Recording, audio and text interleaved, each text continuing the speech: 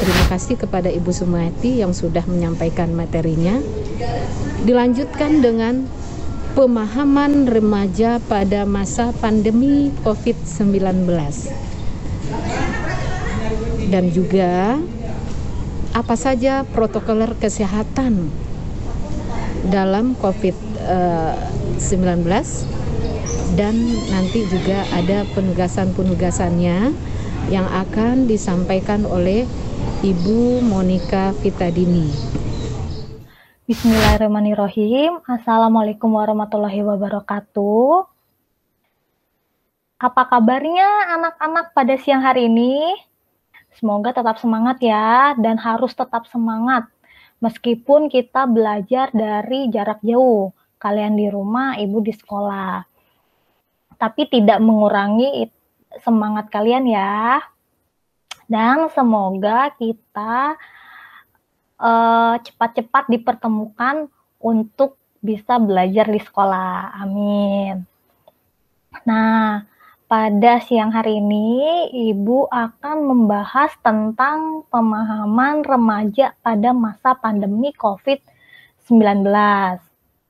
Oh iya, jangan lupa ya, catat bagian-bagian yang penting, karena di akhir video ada kuis tentang pemahaman kalian tentang COVID-19. Jangan lupa ya. Dan alangkah lebih baiknya, sebelum kita memulai materi pada siang hari ini, kita akan berdoa terlebih dahulu. Berdoa menurut kepercayaan masing-masing, berdoa dimulai.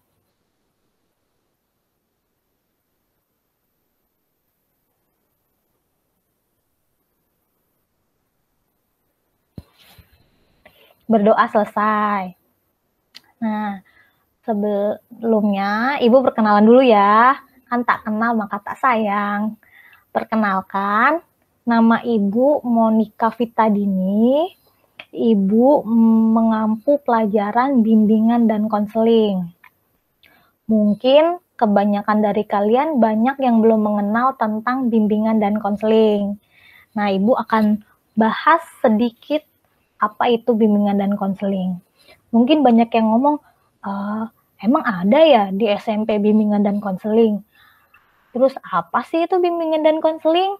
Mungkin banyak yang bingung ya, apa itu bimbingan dan konseling atau BK atau dikenal dengan BK. Ibu akan bahas sedikit ya tentang bimbingan dan konseling sebelum kita masuk ke materi tentang COVID-19. Nah, dari pengertiannya, bimbingan dan konseling itu proses interaksi antara dua belah pihak, yaitu pihak yang pertama itu pihak konselor, ibu, atau pihak kalian, pihak yang kedua, pihak konseli, dan interaksinya itu ada dua, yaitu secara langsung ataupun tidak langsung. Apa sih bedanya secara langsung dan tidak langsung? Kalau secara langsung, yaitu tatap muka, ibu bertemu dengan kamu, dan tidak langsungnya itu baik secara tidak langsungnya itu bisa lewat WA, lewat surat, atau lewat alat elektronik lainnya. Nah, untuk apa sih proses interaksi itu? Nah, prosesnya itu untuk membantu siswa supaya dapat mengembangkan potensi dirinya ataupun memecahkan permasalahan yang dialami. Jadi, peran ibu itu, kalau disingkat, peran ibu itu yang pertama, itu dapat membantu siswa atau membantu kalian, anak-anak, mengembangkan potensi dirinya. Itu potensinya apa? Mungkin misalnya, Ibu, aku masih bingung deh, aku tuh cita-citanya apa sih? Nah, itu mungkin bisa Ibu bantu. Kita berdua sama-sama mencari solusi apa sih sebenarnya cita-cita kamu. Terus mungkin ada juga, Ibu aku masih bingung kelemahan dan kelebihan aku. Nah, nanti itu bisa di konseling sama Ibu, kita cerita, kita cari bareng-bareng apa sih kelemahan dan kelebihannya, atau bisa menyusun rencana-rencana ke depan. Mungkin kamu punya cita-cita nih, Nah, tapi bingung apa yang harus dilakukan. Nah, mungkin Ibu bisa bantu gimana kita berdua menyusun rencana-rencana ke depannya. Itu yang pertama. Yang kedua, membantu siswa dalam perkembangan belajar di sekolah. Nah, mungkin apa sih di sekolah, hambatan apa sih yang kalian miliki sehingga nilai kalian tuh rendah terus gitu. Terus apa sih eh harus bagaimana sih biar nilai saya tuh bisa kayak teman-teman Bu gitu. Itu bisa kalian konsultasikan ke Ibu. Dan yang ketiga itu mengatasi masalah pribadi yang mengganggu baik belajar, terus masalah pribadi, masalah keluarga, masalah sosial, itu bisa dikonsultasikan ke Ibu. Jadi sebenarnya nggak hanya masalah belajar aja yang kalian bisa konsultasikan, tapi mungkin masalah pribadi atau masalah sama orang tua itu juga bisa diceritakan ke Ibu. Nah, mungkin kalian juga bertanya nih ya, kalau nanti udah ceritaku diceritain nggak ya ke orang lain? Atau diceritain nggak ya ke teman-teman? Nah, di BK itu ada yang namanya asas kerahasiaan. Itu di mana Ibu bertanggung jawab penuh atas cerita yang kalian ceritakan ke Ibu. Jadi Ibu tidak akan menceritakan apapun kepada siapapun tanpa persetujuan dari kalian. Jadi kalian jangan takut, cerita kalian tetap Ibu pegang tanpa sedikit pun Ibu bocorkan ke teman-teman kalian atau ke guru-guru kalian. Jadi jangan takut ya, dan Ibu tunggu ya cerita-cerita kalian. Nah, itu secara singkat Ibu membahas tentang bimbingan dan konseling. Selanjutnya, Ibu akan membahas tentang COVID-19 atau novel coronavirus 2019. Kalian semua pasti sudah dengar dong apa itu COVID-19, apa itu virus corona. Tapi banyak juga dari kalian yang masih bingung. Apa sih sebenarnya? Itu tuh apa sih? Virus tuh apa? Mungkin corona tuh apa? Jadi Ibu akan bahas sedikit ya tentang virus novel coronavirus 2019 ini. Yang pertama, virus ini berasal dari Cina, dari kota Wuhan. Nah, virus ini pertama ditemukan di situ pada Desember 2019. Virus ini telah melanda dunia dan Cina dalam waktu 1 bulan. Itu saking cepatnya virus itu menyebar, dalam waktu 1 bulan aja virus itu udah keliling dunia, udah kemana aja. Terus orang-orang di dunia pada takut dong, termasuk kita di Indonesia. Itu yang membuat kenapa kalian harus belajar di rumah. Nah, virus ini digolongkan termasuk virus yang baru, karena ditemukannya baru bulan Desember 2019. Nah, virus ini bentuknya sangat kecil, bahkan lebih kecil dari mata semut. Kalian bisa nggak ngelihat mata semut? Susah kan ya? Nah, virus ini lebih kecil lagi dari mata semut. Sehingga melihat virus ini dibantu dengan alat, tidak bisa dengan mata kalian tanpa bantuan alat. Nah, novel coronavirus 2019 ini adalah virus corona yang baru saja ditemukan dan dapat menyerang manusia karena kecepatannya dalam berkembang biak. Serem kan ya? Saking dia cepatnya aja dia bisa berkeliling dunia selama 1 bulan ya. Nah, penyakit baru yang dapat menyebabkan terjadinya gangguan pernapasan, radang paru, bahkan kematian. Jadi, awal mulanya virus ini berada pada kelelawar, pada tubuh kelelawar. Lalu virusnya itu berpindah ke manusia dan menyerang gangguan pernapasan manusia atau yang disebut dengan pneumonia. Jadi dia ada di paru-paru manusia. Lalu virusnya itu dapat menular dapat menular melalui 3 cara. Nah, yang pertama itu dari droplet atau percikan, yang kedua itu kontak fisik, yang ketiga itu yaitu dengan menyentuh panca indera. Nah, virus corona ini dapat berpindah ketika orang yang terkena virus corona batuk atau bersin dan berpindah dengan cepat masuk ke mulut dan paru-paru orang lain yang sehat. Jadi, awal mulanya ada orang yang sakit, kena virus corona, terus dia batuk atau bersin.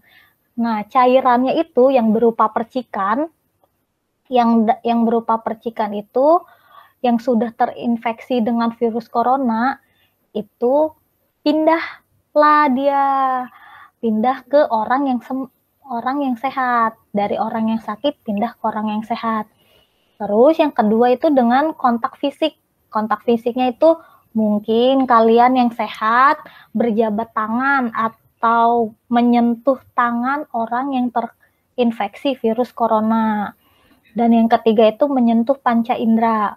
Mungkin nih, misalnya kalian sehat, terus tangan kalian itu habis megang sesuatu yang jadi virus corona itu bisa bertahan di baju, bisa bertahan di mainan, bisa bertahan di buku, bisa bertahan di meja, dan bisa bertahan di benda-benda lainnya. Mungkin tangan kalian, ini kalian sehat, tangan kalian megang buku.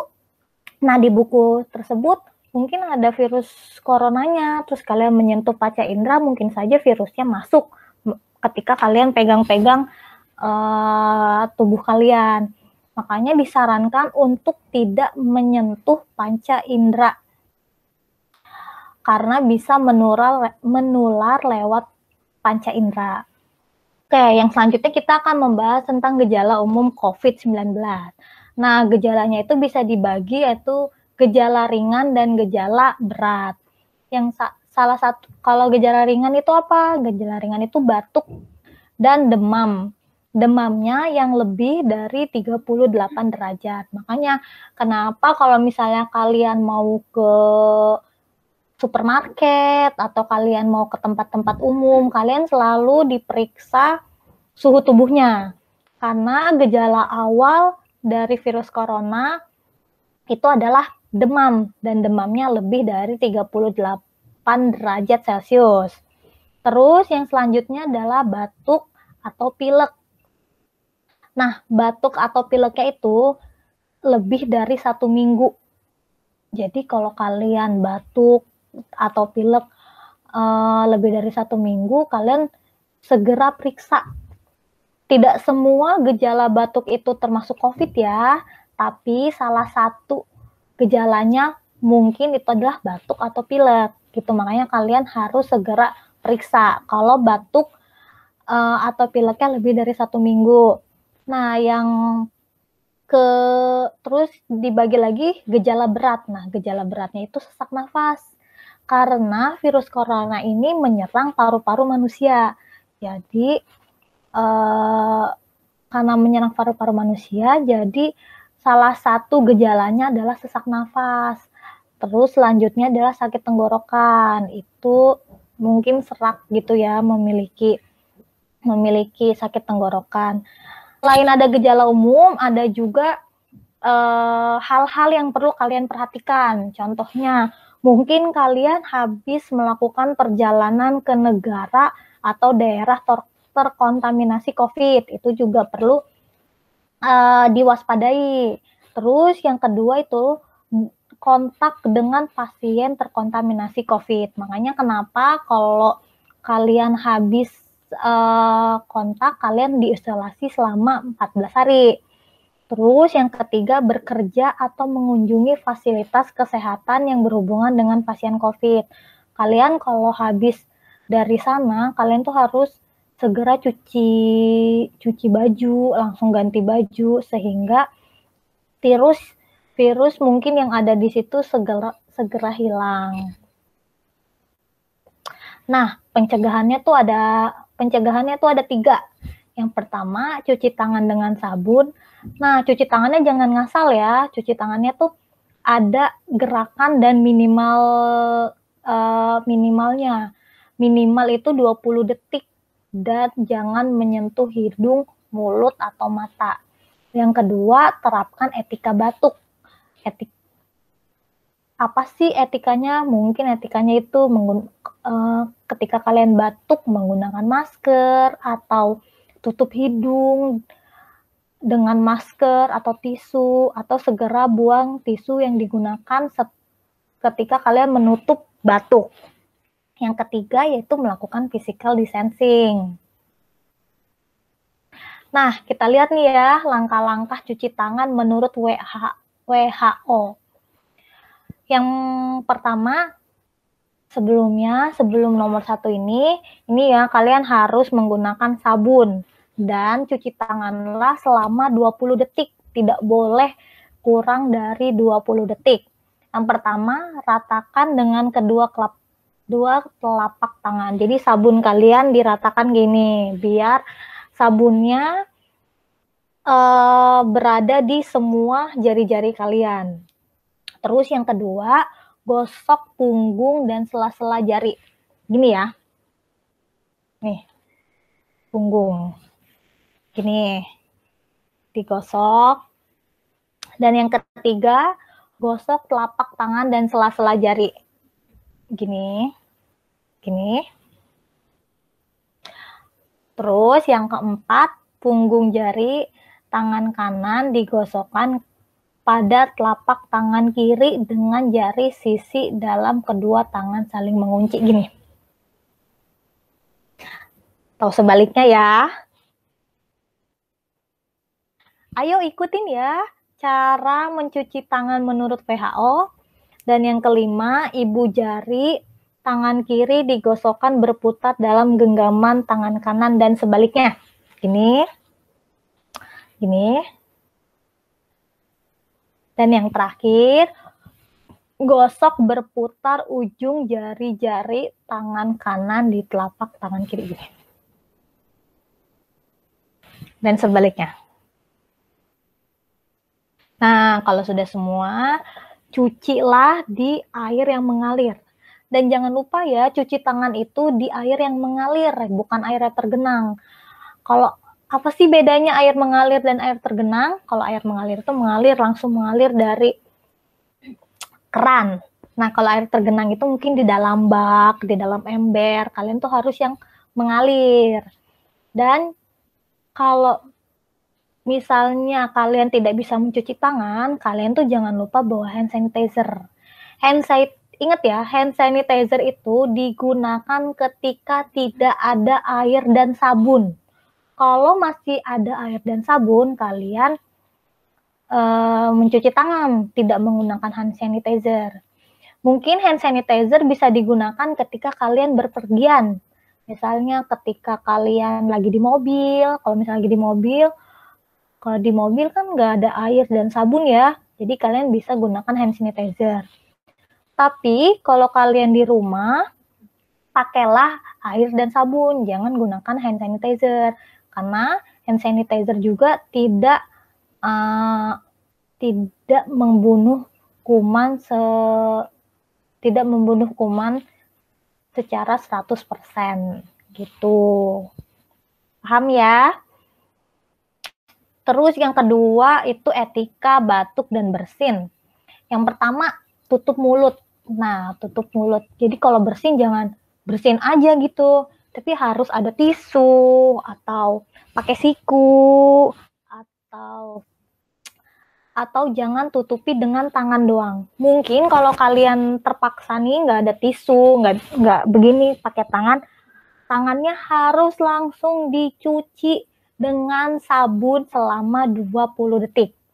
Ya, paham ya? Terus yang kedua, setelah setelah kita bersin, cuci tangan. Tuh, cuci tangan selama 15 sampai 20 detik. Atau pakai hand sanitizer juga boleh kalau tidak ada air dan sabun. Terus yang selanjutnya adalah jangan sentuh wajah. Jadi kalau udah bersin atau batuk atau udah setelah bersin jangan pegang-pegang muka ya, karena virusnya itu bisa menularkan ke muka kalian. Terus bersihkan kontaminasi. Buang tisu dan bersihkan benda yang tercemar percikan bersin. Mungkin kalau HP-nya kena, langsung dilap pakai tisu basah. Atau kalau tadi pakai tisunya langsung buang. Gitu. Yang selanjutnya, kita akan membahas tentang physical distancing. Apa sih sebenarnya physical distancing itu? Kenapa sih kita harus physical distancing? Nah, physical distancing itu menjaga jarak antara manusia dan menghindari titik keramaian. Jadi kita harus menjaga jarak antara kita dengan teman. Gitu, jangan terlalu berdekatan. Nah, jarak amannya itu adalah 2 meter. Jadi kita harus menjaga jarak aman ya. Nah, kenapa sih harus menjaga jarak aman? Karena COVID-19 atau novel coronavirus ini menyebar dengan cepat dan mungkin ada orang yang terinfeksi tanpa gejala apapun namun tetap menyebarkan ke orang lain. Kan jadi takut ya, mungkin kita nggak tahu nih yang kita ajak ngobrol atau yang kita deketin itu ada virus corona atau enggak. Makanya kenapa kita harus menjaga diri kita sendiri untuk jaga jarak aman dan menghindari keramaian. Nah, tidak hanya kita dengan jaga jarak aman, tapi kita juga harus menggunakan masker dan tidak bersentuhan dengan orang lain. Gitu. Terus yang selanjutnya itu protokol kesehatan. Protokol kesehatan menurut WHO. Protokol kesehatan menurut WHO itu yang pertama itu jaga kebersihan tangan. Yang tadi kita udah terapkan, yang tadi kita udah coba gimana sih caranya gitu. Dan tidak menggunakan hand sanitizer selagi ada air dan sabun. Dan yang kedua yaitu pakai masker. Ini wajib. Kita wajib pakai masker kemanapun. Kalau kita keluar rumah kita wajib pakai masker. Karena kapanpun dan dimanapun itu kemungkinan ada virus corona, agar kita terhindar atau mencegah penularan virus dengan perantara panca indera seperti mulut, hidung, mata, dan sebagainya. Dan yang ketiga itu jaga jarak aman. Menjaga jarak aman ini minimal 2 meter, tapi lebih amannya itu kan di sini jaga jarak amannya minimal 1 meter. Tapi lebih amannya itu menjaga jarak selama minimal 2 meter. Yang ketiga itu jaga kesehatan dan berdoa. Lakukan pola hidup sehat, makan makanan sayuran ya, nggak cuma nugget, sosis, tapi kita juga harus makan sayuran. Terus minum vitamin, olahraga, dan selalu berdoa kepada Allah Subhanahu wa Ta'ala agar diberi kesehatan dan kita semua dapat terhindar dari COVID-19. Terus tip produktif yaitu pertama, mencerdaskan pikiran, saling berbagi informasi yang akurat dan mengkritisi info yang berpotensi hoax agar mengurangi rasa cemas. Jadi kita juga harus memilih informasi-informasi yang ada di internet. Tidak semua informasi yang di internet itu benar. Jadi kita juga harus lebih pintar-pintar. Dan kalau kalian ingin membagikan informasi ke teman, kalian juga harus tahu itu informasinya benar atau tidak. Jangan berita hoax kalian kirim, kan kasihan teman kalian juga ketakutan. Terus yang kedua itu protokol kesehatan. Tetap patuhi protokol kesehatan dimanapun kalian berada untuk memutus mata rantai COVID-19. Yang ketiga, berpikir positif. Yang keempat, berdoa. Selanjutnya, ini adalah daftar singkatan yang harus kalian ketahui atau harus kalian pahami. Nah, yang pertama itu adalah COVID-19 atau Coronavirus Disease 2019. Itu merupakan nama virusnya. Dan yang kedua adalah ODP, yang ketiga adalah PDP. Yang membedakan ODP dan PDP adalah gejala yang diidapnya. Kalau misalnya ODP, gejala yang muncul itu adalah batuk, demam, pilek gitu. Sedangkan PDP yaitu orang dengan gejala gangguan pernapasan, dan biasanya PDP itu orang yang sudah dirawat di ruang inap di rumah sakit. Mungkin ada orang ODP juga yang tidak menimbulkan atau tidak menunjukkan gejala. Cuman untuk sekarang ODP dan PDP diganti singkatannya itu. Semua orang ODP dan PDP disebut dengan suspek. Nah, nanti ya suspek yang ke bawahnya. Nah, sekarang yang kalian lakukan adalah school from home, jadi sekolah dari rumah. Jadi kalian tetap di rumah, tidak keluar rumah, tapi tetap melakukan kegiatan. Kalau orang tua kalian work from home, yaitu bekerja dari rumah. Sedangkan apa sih tadi? Tadi kan kita ada ya mencuci tangan berdasarkan WHO. WHO itu apa sih? WHO itu adalah World Healthy Organization atau Organisasi Kesehatan Dunia gitu. Jadi kalian juga harus tahu.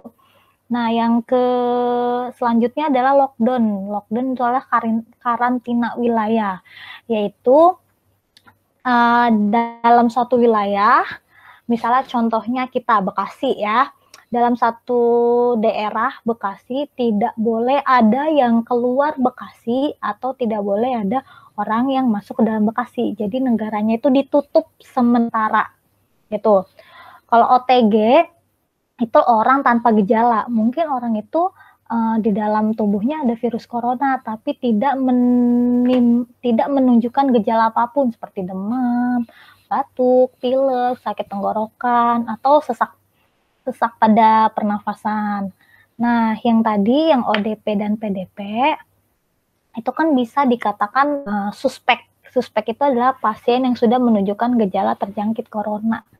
Jadi sekarang semua orang atau pasien yang menunjukkan gejala atau tidak menunjukkan gejala tapi rentan terkena corona itu disebut dengan suspek gitu. Dan yang terakhir adalah pandemi. Ini virus ini dinamakan pandemi karena penyakit menular yang mengancam banyak orang di dunia secara bersamaan. Jadi sekarang di seluruh dunia, di semuanya itu penyakit ini telah mengancam seluruh dunia. Jadi kenapa ini dikatakan pandemi? Karena dia mengancam seluruh dunia secara bersama-sama gitu. Makanya ini coronavirus ini termasuk virus yang berbahaya karena sudah dikatakan virus pandemi gitu. Dan ini adalah salah satu kutipan dari virus corona.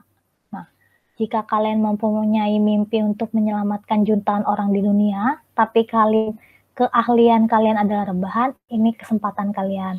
Namun di maksud rebahan ini bukan kalian cuma diam, tidur, makan, main HP ya, tapi kalian juga harus melakukan sesuatu yang bermanfaat di rumah gitu. Karena kalau kalian cuma diem aja, tubuh kalian itu nggak sehat. Kalian juga harus berolahraga, terus punya pikiran yang positif, terus mendekatkan diri kepada Allah Subhanahu wa taala, atau kalian ikut sekolah dari rumah gitu. Biar tubuh, jadi jasmani dan rohani kalian itu tetap kuat sehingga kalian dapat terhindar dari virus corona. Nah, yang selanjutnya kita akan menonton film bagus tentang edukasi virus corona. Tonton ya.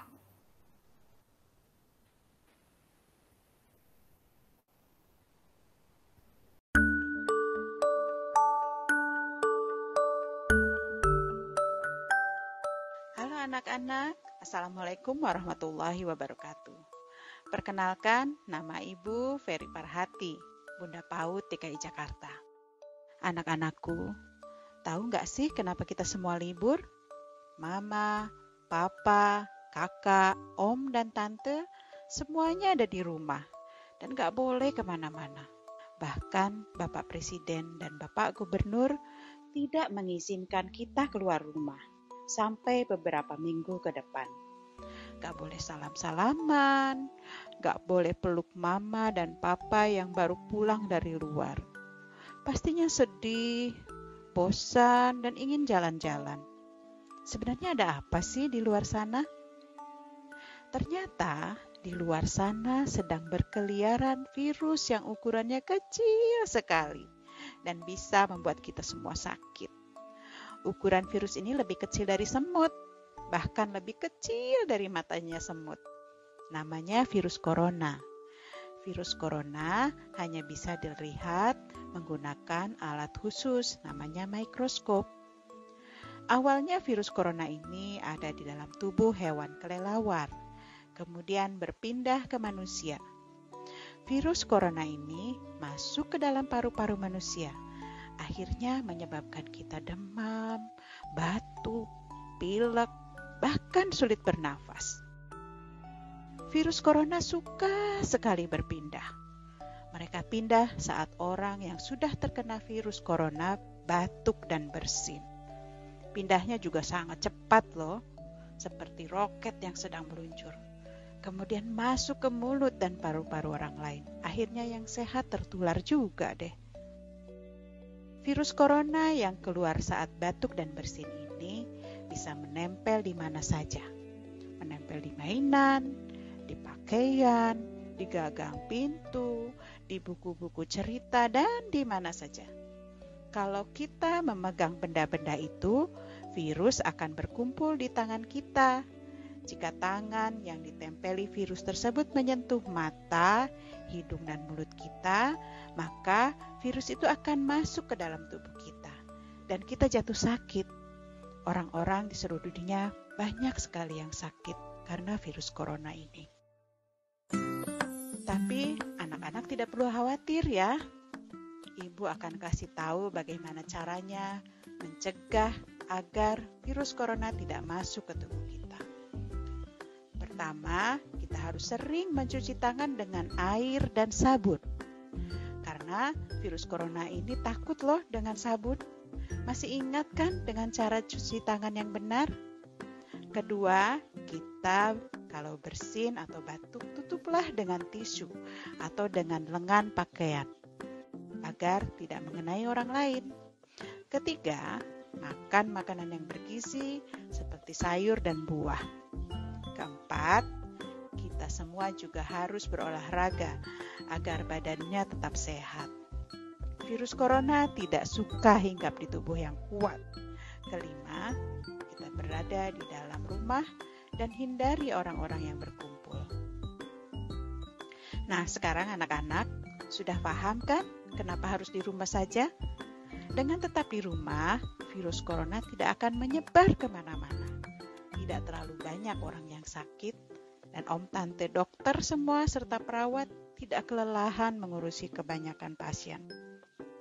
Walaupun di dalam rumah, anak-anak tetap harus belajar dan kerjakan tugas dari Bapak Ibu guru. Karena Mama dan Papa juga akan tetap bekerja dari rumah. Setelah tugasnya selesai, baru deh bisa ajak mereka untuk bermain bersama. memasak sarapan bersama, atau menyiram tanaman di pagi hari. Selama kita di dalam rumah, Ibu juga ingin mengajak semuanya untuk mendoakan om dan tante dokter, perawat, polisi, pedagang, dan semuanya yang tanpa lelah bekerja untuk menyembuhkan teman kita yang sakit. Dan Mama jadi tidak kehabisan bahan makanan untuk memasak di dapur. Untuk membantu mereka semua, yuk jadi anak baik dan tetap berada di dalam rumah. Nanti setelah virusnya hilang, baru deh kita semua bisa bermain di luar dan pergi ke sekolah lagi. Terima kasih ya anak-anak.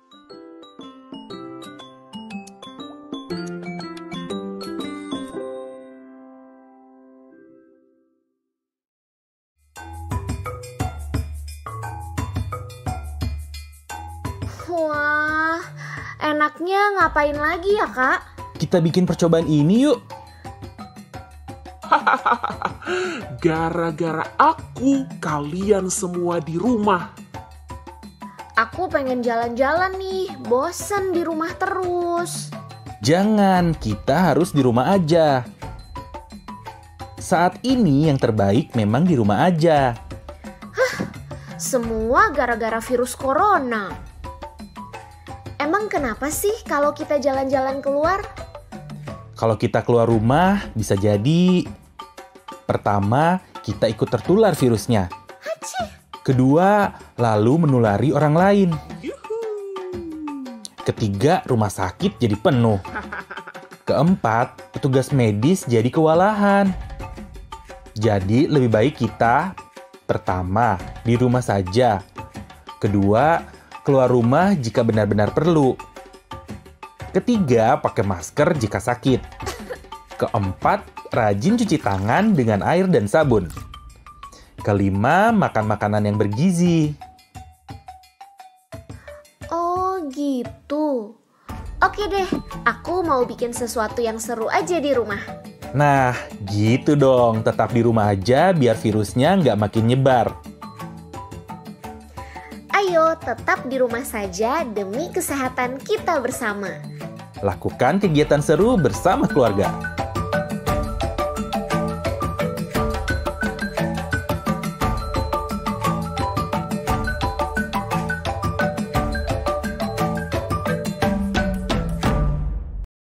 Jangan masuk rumah, Corona.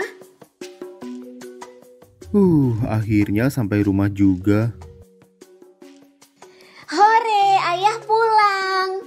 Eits, tunggu. Jangan peluk ayah dulu. Tunggu ya, ayah mandi dulu. Kok pakai mandi dulu sih? Kan lama. Ayah kan habis dari luar rumah. Memang kenapa? Kita harus membersihkan diri dulu setelah dari luar rumah agar terbebas dari virus corona. Jadi kalau habis dari luar rumah sebaiknya 1. Melepas sepatu di luar rumah. 2. Membuang benda-benda yang tak perlu ke tempat sampah. 3. Menyemprot barang bawaan dengan disinfektan. 4. Jangan langsung istirahat dan memegang benda-benda di dalam rumah. 5. Jangan langsung bersentuhan dengan anggota keluarga. Segera bersihkan diri dengan cara cucilah tangan dengan air dan sabun minimal 40 detik. Kedua, mandi. Ketiga, ganti baju yang bersih. Nah, sekarang ayah sudah bersih. Hore, kita main sama-sama yuk ya. Jangan lupa bersihkan diri dulu setelah dari luar rumah ya. Jangan masuk rumah, Corona. Hus.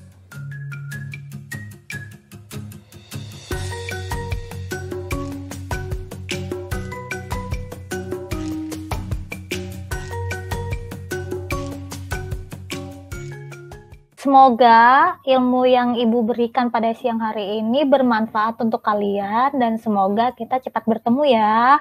Ibu pamit dulu. Wassalamualaikum warahmatullahi wabarakatuh.